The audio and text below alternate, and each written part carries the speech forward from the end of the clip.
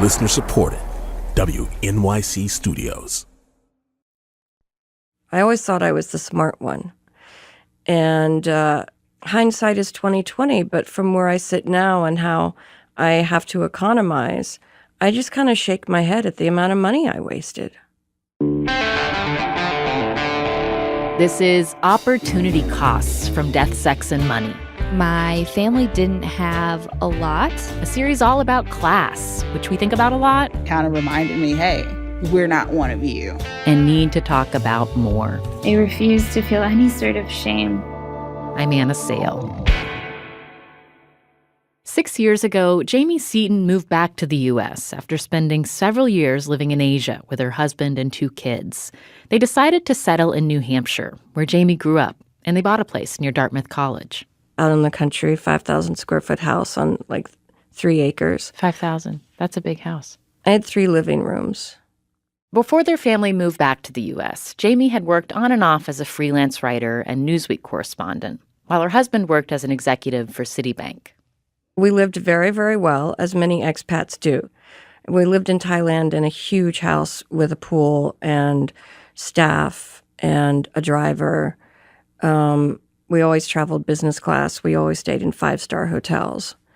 I did everything in 5-star hotels. If I was meeting a friend for coffee, that's where we met. My ex-husband and I entertained a lot. I gave a lot of parties. I was always the class mom. Mm-hmm. So I gave tons of parties for my kids. And the fact that money was never an object, that made it it made me feel more confident. And I notice that now that I don't have money, and I think like that probably says something more about me than about money, but it definitely changes the way I view myself. Were you aware of how much money was coming in and going out of your household? I think I was always aware of how much was going in. I think I've always probably overspent. So, yeah, going out, I'm so embarrassed about this now. But for instance, when we lived in Singapore and Thailand, I didn't know how much milk costs. Is that because someone else shopped for you when you were living there before? No, somebody could have. Most expat women have somebody shop for them, but I've always enjoyed going to the grocery store. So, no, I just didn't look. Uh-huh. I just knew at the end that it was a lot of money. Jaimie hadn't always been so unaware of her household finances. Her father was very wealthy, but after her parents divorced when she was 3, she and her mom moved from Florida to New Hampshire, and money was tight. It was always a crisis situation in our house, and I was very aware of it. Like, I went out to work in, 5th grade cleaning houses because of that. And yet, I would go visit my father in Florida, and he had his own plane and, 56-foot boat. And obviously, money was never a problem. So I grew up living in these 2 very different worlds and trying to, make sense of them. Do you remember feeling that you belonged in one environment more than the other?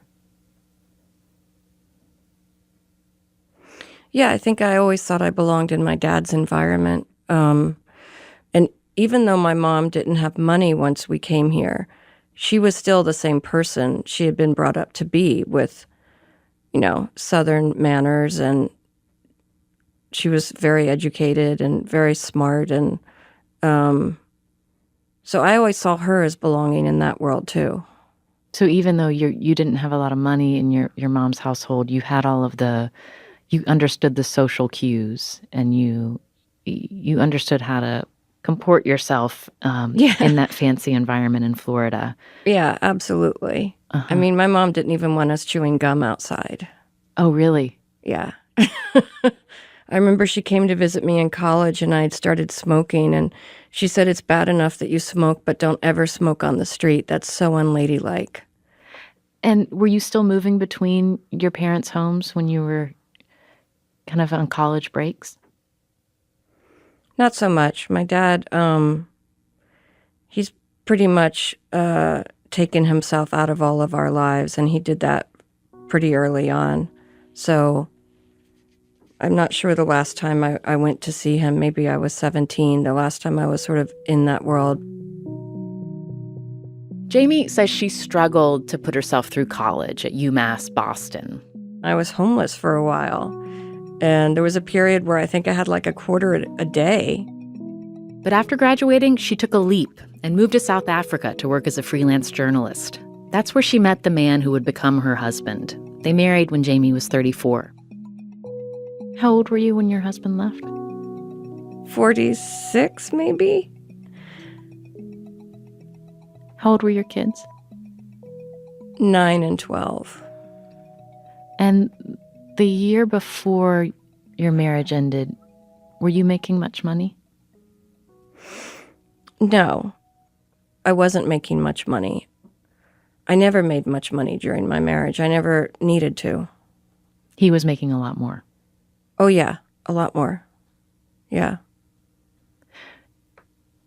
Your husband told you that he was in a relationship with another woman and she was pregnant. That's how you learned. Yep.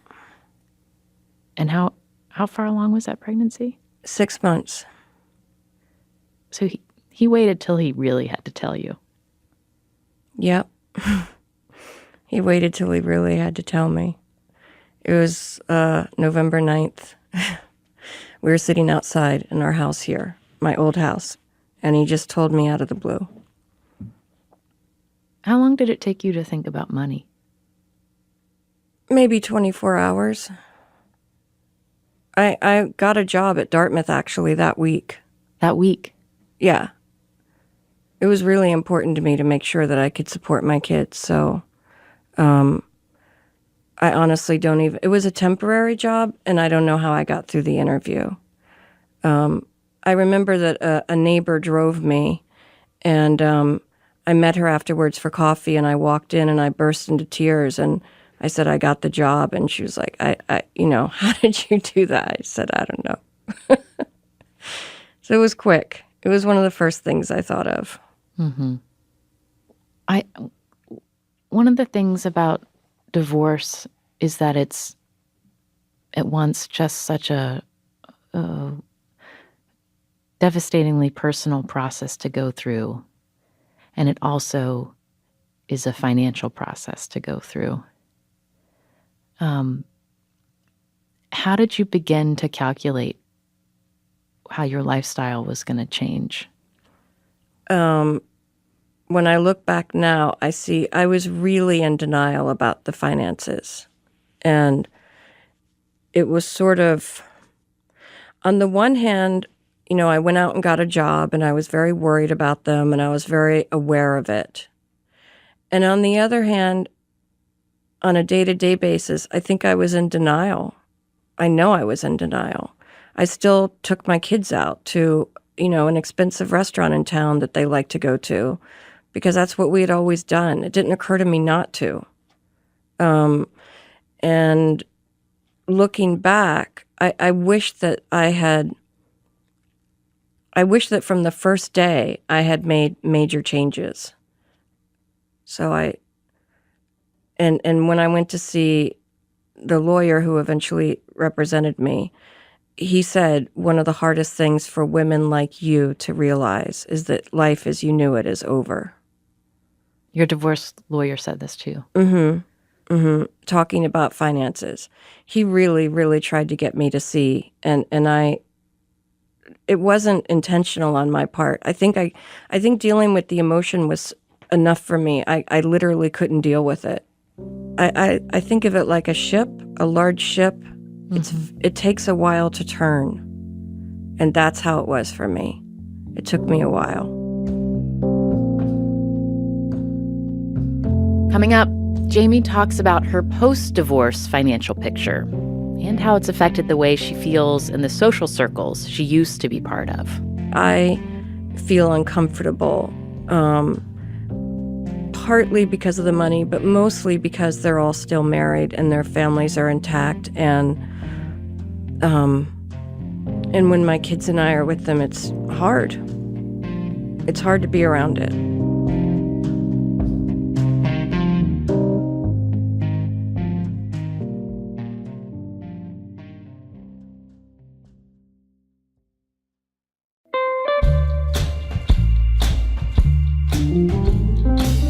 Divorce typically hurts both parties economically. But when straight marriages end, it disproportionately hits women. One study by the federal government found that after divorce, women's household income fell by 41%, nearly double the loss experienced by men. And that affects kids, too. We heard from a lot of you whose parents split up and what that's meant for your class identity. My parents divorced when I was very young. My mother struggled month to month and even week to week at times. 33-year-old Brittany Salzman sent this voice memo in from Chicago. I remember sitting in the grocery cart and being told no on a very regular basis to food items that weren't even really special, and carrying a calculator. And it was always my job to add up the items that we had in our basket as my mom would add and remove. And I thought that was a lot of fun at the time, but now that I'm older, I realize what was going on. Brittany's father remarried, and she says her younger half-siblings, they have never wanted for anything. Not only have they not worked, they have not been allowed to work, and that continues today. And that's not a benefit that I get as his daughter, nor does my older sister get as his daughter. So as you can imagine, this creates quite a challenging relationship with class. On the next episode, another family with a challenging relationship to class. This time because they moved way up. You find yourself having to be less transparent and less honest. You aspire to be an honest person and speak truth, and then you find that this thing can actually be the very reason that you're finding yourself being less truthful.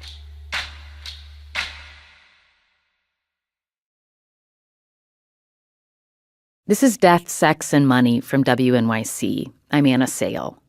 Jaimie Seaton is now 52. She still works as a freelance writer. She's required to bring in about $2,000 a month as part of her divorce settlement. Alimony and child support from her ex-husband cover the rest of her expenses, but it's not enough to live like she used to. I think people assume, oh, your husband is a banker and he makes a lot of money, you're going to get a lot of money. Or, he went out and did this horrible thing, of course you're going to get a lot of money. In the 5 years since her marriage ended, Jaimie told me she's had to downsize in a number of ways. She traded in her Lexus for a Volkswagen, moved out of her 5,000 square foot house into a smaller one. It's about 1,900 square feet, but I really like it. I never miss my old house at all. I think for personal stuff for me, my hair was always done, my nails were always done, all that kind of stuff. I wait till the last possible minute. I do my roots with a box at least twice between. I try not to spend a lot of money on myself because I'd rather spend it on my kids or the house. How much do you think about money in your life now? All the time. Every purchase. Are you comfortable financially now? Do you have enough? Well, that's all relative, right? Compared to most people, 99% of the people on this planet, I'm very, very wealthy. And I never forget that. But I still have to, I still work pretty much 7 days a week. It's rare that I take a whole weekend off, which my kids don't like. And it's not even right now that worries me because I have the support from my ex-husband right now. It's when my kids are gone, then that'll be difficult. Because that also means the end of child support. Yes, yeah, the end of child support. And a great reduction in alimony. So that adds a whole other layer to what's already a difficult transition when your kids leave. It's a major shift in your financial situation. Yeah, it will be. It will. It wakes me up at night. How long will you be receiving alimony? Well, in New Hampshire, you're only supposed to get it for a few years. It's called rehabilitative, which is interesting. Yeah, that's quite a loaded word. Well, it is a loaded word. Also, I remember when we were going through everything, my lawyer and others saying, it's not like you had a 20-year marriage. And I thought, well, We were together for 17 years and we were married for 14 and we have 2 children. It's not like we were only married for a year either. But I did speak with my ex-husband and just told him personally, I'm really afraid of being old and being poverty-stricken. And if I make it on my own and I don't need it, you don't have to pay me, but can we just put in the agreement that I get alimony till I'm 65? So he agreed to that. It's a very small amount, but it's something. It's something that you can think of and not feel totally on your own. I still feel totally on my own. You do. Yeah, I'm scared of getting older, definitely. There are days where I'm just furious and I just think I can't believe I'm in this position. So I feel angry. I mean, when my son graduates, I'll definitely leave this town or, sell my house. I won't be able to live here anymore, which is fine. I'm here for the schools. But I'm actually planning to go back to Thailand in old age because I don't think I can afford to live here. It's less expensive. You could have a life for less money that would be more comfortable. It's ridiculously less expensive. And the big driver for me is actually healthcare, because healthcare is less expensive. But more importantly, if you know you need something done, you can get a price on it ahead of time. It's not just me. This is not a great country to be old in or sick. Unless you have a lot of money, this is not the place you want to be. So I think there'll be more people in my age group who are leaving.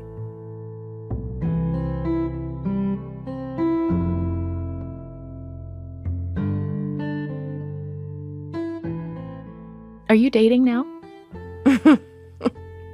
I would, but have you ever been to this town? I have. Aren't there a lot of college professors around? Yeah, they're all married. Oh. It's a great town if you're married. So, I would. Absolutely, I would. I wouldn't get remarried until my kids are out of the house, but I would like to. When you think about the kind of person you'd like to date, what do you picture as far as like what kind of work he does and where he fits in the sort of money and class lens? My son always asks me that, but in a different way. He says, would you rather meet somebody who's really nice and really good looking but poor, or really mean but has a lot of money? That's his favorite question to me. Well, and what do you say to him? He actually asked me that last night, and I said, I need both. So, I have dated, but, most men who are in this age group have also been through rough divorces, and it's not so easy. I know that I have dated men up here who maybe weren't as successful as my ex-husband, and I know the perception of me is that that I'm going to be high maintenance or that I'm going to expect that. Even if they see the way that I live, like I heat with wood, so I'm always carrying in wood. I shovel my own driveway because I don't want to pay a snowplow. I've learned to do all these home repairs because I don't want to have to call somebody. But they still see me as sort of like, well, if I married her, then she's going to expect to go back to the way it was. You can sense that. Or they say it. They say it. Yeah, they say it, which I just find funny. I'm just like, have you been to my house? Jaimie's kids are now 18 and 15. Her daughter plans to go off to college later this year, and she got into a prestigious and expensive school. Jaimie doesn't want her to go into a lot of student debt, but she doesn't have the money to cover the cost. I have to say I did urge my ex-husband from the moment they were born, let's have these massive savings accounts and let's do all of this. And I can't say he never did it because we were married. We never did it. Is your dad still living? Yes. And you don't have relationship currently? No. Do you think you could ask him for money if you needed it? I just did. I just sent him a letter and asked for my daughter's college for help. What was it like writing that letter? I would do anything to get my kids through school without a huge debt, which is what I wrote to him. It was hard. But it was always my goal that my kids would go to school without debt. If it was asking for myself, I wouldn't have done it, but this is really important to me. She got into a really good school, and I really want her to go there. And, he doesn't talk to me anyway. I figured the worst he could do is ignore my letter or write back and say no. You sent it in the mail? Yes, because I don't have his email address. I've been writing to him for almost 20 years, and he's never responded. But, what do I have to lose? Maybe he'll help her out. It's interesting because it brings back to that idea of sort of you're firmly grounded in one economic reality in your life, and you also have this tenuous access to other money, and figuring out if that's something that's a part of your identity or not is something that's not clear. I don't know if I have access to it because it's highly unlikely that he'll say yes. Mm-hmm. Yeah, I don't have access to it. I have access to people who live in that world. Right? I could go visit one of my friends in Florida who lives in a big mansion. Mm-hmm. But I don't, I miss my friends. I'd love to see them, but like I said, I mostly work, and I the last couple of times my kids and I did that, we just felt uncomfortable. Like you didn't belong. Yeah, we feel like we don't belong. We definitely, we're very aware of it. I think my kids are very, very, very aware of our different financial situation now. We were recently invited to a dinner party by a family that we used to do stuff with all the time. And we've been to this house a million times. On the way home, all they could talk about was what a nice house it was and how rich the people were. And I said, well, first of all, it's not polite to talk about money, and you can't look in somebody's bank account. But I thought to myself privately later that night that when we first started going to that house, and I did mention this to my kids, we had just come from Asia, and everyone we knew lived in really fancy houses. So to us, it was like, oh, yeah, that's a nice house. Whereas now I think we noticed it much more. Mm-hmm. And I was trying to soften it for my kids. It's interesting. I was saying, well, I think they got a good deal on that land, and that he built it himself with his dad. And my kids, ended up laughing at me, and they're like, you're trying to convince us that they're not rich. But Mom, they're rich. And you still tell them that it's impolite to talk about money. I do. That's surprising to me. I don't know, maybe it's a really waspy thing.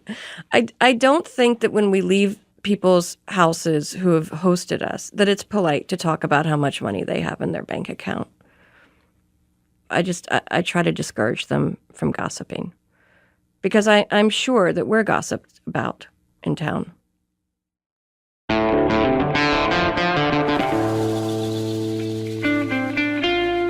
That's Jaimie Seaton. She wrote a piece for BuzzFeed about how her relationship to money and class changed after her divorce. You can find a link at our website for this series at deathsexmoney.org/class. And she told us she hasn't heard back from her father. This series, Opportunity Costs, is produced in collaboration with BuzzFeed News. All this week, you can hear conversations with our listeners and read personal essays about class and money in America today. I wrote one, too, about learning to share money again after going through a divorce. You can find a link to that piece at deathsexmoney.org/class. And to get weekly updates from us at the show, subscribe to our newsletter. Go to deathsexmoney.org/newsletter. Death, Sex, and Money is a listener-supported production of WNYC Studios in New York. I'm based at the Center for Investigative Reporting in Emeryville, California. Our team includes Katie Bishop, Annabelle Bacon, Emily Botine, and Andrew Dunn. Thanks to Dan DeZula for his help on this episode. Our interns are Catherine Hsu and Angeli Marcato. The Reverend John Delore and Steve Lewis wrote our theme music. I'm on Twitter at Anna Sale. The show is at Death, Sex, Money on Twitter, on Facebook, and on Instagram. And Jaimie says she hasn't just lost old friends in the divorce because she's uncomfortable with their new class gap. They're uncomfortable around her, too. I've written about it. I've researched it. I think people think divorce is catching. I think women don't want single women around their husbands. I think being around other people's pain can be uncomfortable.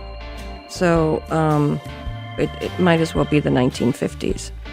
Except at least in the 1950s, I think people would have fixed me up. I'm Anna Sale, and this is Death, Sex, and Money from WNYC.